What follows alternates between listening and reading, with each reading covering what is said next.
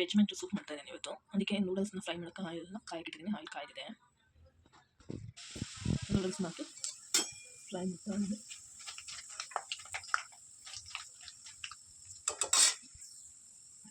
Fry ಆಗ್ತದೆ. Veg ಮ್ಯಾಂಚ್ ಸೂಪ್ಗೆ ಬೇಕಾಗಿರೋ ತರಕಾರಿನ ಇಲ್ಲಿ ಕಟ್ ಮಾಡಿ ಇಟ್ಕೊಂಡಿದ್ದೀನಿ. ಸಣ್ಣ ಸಣ್ಣದಾಗಿ ಕಟ್ ಮಾಡಿ ಇಟ್ಕೋಬೇಕು. ಫಸ್ಟ್ನೇದು ಕ್ಯಾರೆಟ್ ಮತ್ತು ನೌಕಲ್, ಬೀನ್ಸ್ ಮತ್ತು ಆನಿಯನ್ ಮತ್ತು ಗಾರ್ಲಿಕ್, ಶುಂಠಿ, ಕೊತ್ತಂಬರಿ ಸೊಪ್ಪು ಮತ್ತು ಪಾಲಕು. ಇದಕ್ಕೆ ನಾವು ಬೇಕಾದರೆ ಸ್ವೀಟ್ ಕಾರ್ನ್, ಮಶ್ರೂಮ್ ಮತ್ತು ಕ್ಯಾಬೇಜ್ ಯಾವುದೇ ತರಕಾರಿ ಇದ್ರೂ ನಮ್ಗೆ ಇಷ್ಟವಾಗಿರೋ ತರಕಾರಿ ಆ್ಯಡ್ ಮಾಡ್ಕೋಬೋದು. ಆಮೇಲೆ ಈ ನೂಡಲ್ಸ್ನ ಫ್ರೈ ಮಾಡಿ ಇಟ್ಕೊಂಡಿದ್ದೀನಿ. ಕಾರ್ನ್ಫ್ಲೋರ್ನ 1 ಸ್ಪೂನ್ ಕಾರ್ನ್ಫ್ಲೋರ್ಗೆ ನೀರು ಹಾಕಿ ಕಲಸಿಟ್ಕೊಂಡಿದ್ದೀನಿ. ರುಚಿಗೆ ತಕ್ಕಷ್ಟು ಬೇಕಾಗಿರೋಷ್ಟು ಪೆಪ್ಪರ್ ಪೌಡರ್ನ ಮಾಡಿ ಇಟ್ಕೊಂಡಿದ್ದೀನಿ. ಈಗ ಬನ್ನಿ ಹೇಗೆ ವೆಜ್ ಮ್ಯಾಂಚೋ ಸೂಪ್ ಮಾಡೋದು ಹೇಗೆ ಅಂತ ತೋರಿಸ್ಕೊಡ್ತೀನಿ.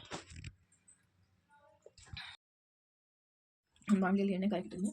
ಇದಕ್ಕೆ ಬೆಳ್ಳುಳ್ಳಿ,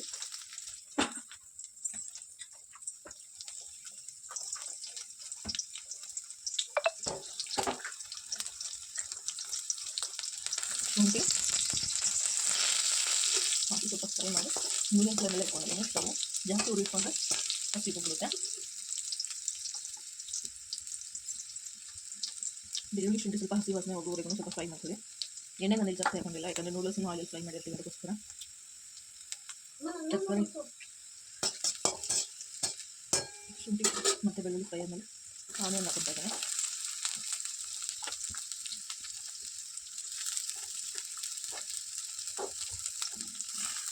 ಆನಿಯನ್ ಫ್ರೈ ಆದಮೇಲೆ ಕ್ಯಾರೆಟ್ ಹಾಕ್ತಾಯಿದ್ದೀನಿ. ಸ್ವಲ್ಪ ಏನೇನು ತರಕಾರಿ ಕಟ್ ಮಾಡ್ಕೊಂಡಿದ್ದೀನಿ ನಿಧಾನಕ್ಕೆ ಹಾಕೊಂಡೆ ಬಿಡುಗಡೆ ಹಾಕೊಂಡೆ. ಕ್ಯಾರೆಟ್, ಬೀನ್ಸು, ನೌಕಲ್ ಎಲ್ಲ ಹಾಕೊಂಡು ನನಗೆ ಚಿಲ್ಲಿ ಯಾವುದೇ ರೀತಿ ಚಿಲ್ಲಿ ಆ್ಯಡ್ ಮಾಡ್ಕೊತಿಲ್ಲ, ಯಾಕಂದರೆ ನನ್ನ ಮಗಳು ಕುಡಿತಾಳೆ ಸ್ವಲ್ಪ, ಅದರಿಂದ ಅವ್ರು ಮೆಣಸಿನ್ಕಾಯಿ ಸ್ವಲ್ಪ ತಿನ್ನಲ್ಲ. ಅದಕ್ಕೋಸ್ಕರ ಆಮೇಲೆ ಯಾವುದೇ ರೀತಿ ಬೀನ್ಸಿಂದ ಆ್ಯಡ್ ಮಾಡಿಲ್ಲ. ಬೇಕಾದ್ರೆ ಬೀನ್ಸಿಗೆ 2 ಸಣ್ಣ ಕಟ್ ಮಾಡಿ ಆ್ಯಡ್ ಮಾಡ್ಕೋಬೋದು. ಮಾಡ್ತೀವಿ. ಸ್ವಲ್ಪ ಉಪ್ಪನ್ನ ಹಾಕ್ತಾಯಿದ್ದೇನೆ. ಚೆನ್ನಾಗಿ ತರಕಾರಿ ಎಣ್ಣೆಲಿ ಫ್ರೈ ಆಗಿದೆ. ಅಷ್ಟರಲ್ಲಿ ನೀರು ಕಾಯಿಸಿಟ್ಕೊಂಡ್ಬೇಡ. ಮತ್ತು ಪಾಲಕನ್ನು, ಕೊತ್ತಂಬರಿ ಸೊಪ್ಪನ್ನು ಆ್ಯಡ್ ಮಾಡ್ತಾಯಿದ್ದೀನಿ. ಮೀಡಿಯಮ್ ಮುರಿದು ಚೆನ್ನಾಗಿ ಇದು ಮಾಡಿ ಇದಕ್ಕೆ ಸ್ವಲ್ಪ ಅರಿಶಿನ ಪುಡಿ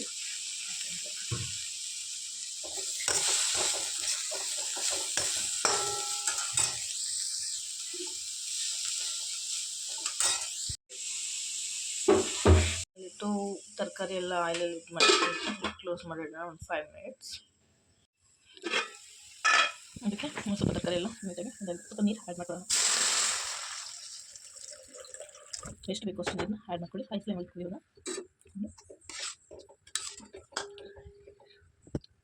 ಅದಕ್ಕೆ ಕಾರ್ನ್ಫ್ಲೋರ್ನ ಆಗಲೇ ನಾನು ನೀರಲ್ಲಿ ಕಲಸಿಟ್ಕೊಂಡಿದ್ದೆ, ಅದನ್ನು ಆ್ಯಡ್ ಮಾಡ್ತಾ ಇದ್ದೇನೆ.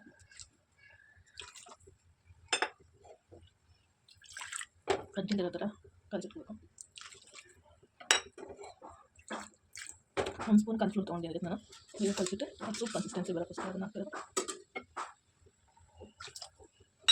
ಈಗ ಇದಕ್ಕೆ ಪೆಪ್ಪರ್ ಪೌಡ್ರನ್ನ ಆ್ಯಡ್ ಮಾಡ್ತೀನಿ. ಬೇಕು ಅಂದರೆ ಚಿಲ್ಲಿ ಪೌಡರ್ ಪೇಸ್ಟು ಚಿಲ್ಲಿ ಅದನ್ನ ಆ್ಯಡ್ ಮಾಡ್ಬೋದು. ನಾನು ಇಲ್ಲಿ ನನ್ನ ಮಗಳು ತಿನ್ನೋದ್ರಿಂದ ಯಾವುದೇ ಚಿಲ್ಲಿ ಹಾಕ್ತಿಲ್ಲ, ಯಾಕಂದರೆ ಸೂಪ್ ತಿನ್ಬೇಕಾದ್ರೆ ಚಿಲ್ಲಿ ಸಿಕ್ಕಿದ್ರೆ ಕುಡಿಯೋದಿಲ್ಲ. ಅದಕ್ಕೋಸ್ಕರ ಇದನ್ನ ಒಂದು 10 ನಿಮಿಷ ಚೆನ್ನಾಗಿ ಬಾಯ್ಲ್ ಆಗಲಿ. ಆದರೆ ವೆಜ್ ಮ್ಯಾಂಚೋ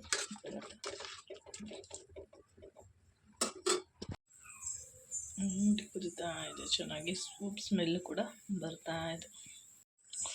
ನೋಡಿ ಕನ್ಸಿಸ್ಟೆನ್ಸಿ ಬಂದಿದೆ. ಈಗ ಸೂಪ್ ರೆಡಿಯಾಗಿದೆ. ಸರ್ವಿಂಗ್ ಬೌಲ್ಗೆ ಸರ್ವ್ ಮಾಡ್ಕೊಳ್ಳೋಣ. ಪರ್ಫೆಕ್ಟಾಗಿ ಬಂದಿದೆ. ಸೂಪ್ ರೆಡಿಯಾಗಿದೆ.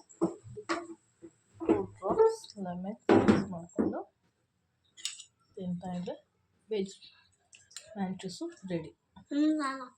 ಸಾಕು.